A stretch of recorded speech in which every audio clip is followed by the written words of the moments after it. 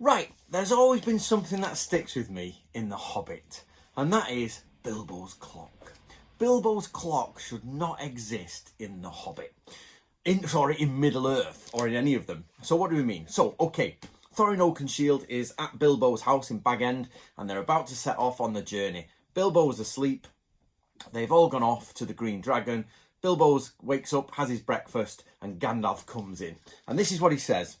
Said, "My dear fellow," he said, "whatever are you doing? Come. What about an early start? And here you are having breakfast, or whatever you call it, at 10:30. They left you a message because they could not wait."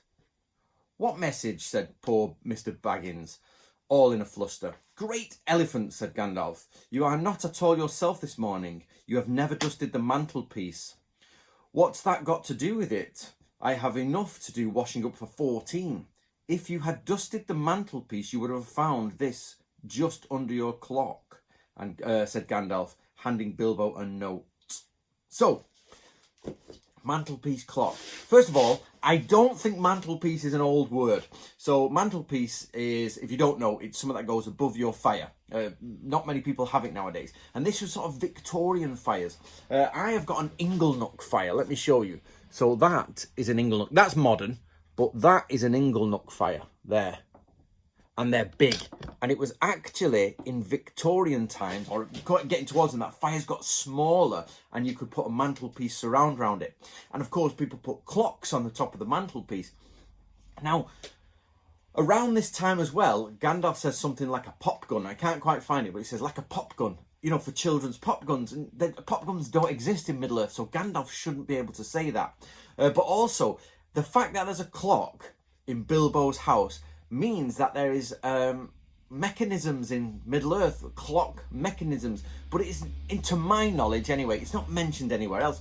Now, of course, The Hobbit was written before Lord of the Rings. That's what most people will jump to. But actually, Middle-earth, the world of, was written much before The Hobbit, where we know through Tolkien's letters and Tolkien's works that it was like 1916 and 1915 he was writing these things down, way before The Hobbit, actually in the war. So before he wrote Once Lived a Hole in a Hobbit, he was doing the world. And we all know the world is generally you've got to be careful with the terms here, but middle medieval, if you like, not early. Yeah, it's early medieval, sort of Middle Ages and late medieval and even Renaissance. And now with Bilbo is post-industrial revolution clock. You know, the clock he's talking about is not an early clock. It's clearly, you know, Bilbo dusts his mantelpiece. Now, I have a real fire. My house is only on real fires, and I tell you what, you have to dust all the time. In fact, I sort of give up, and there's fire dust everywhere.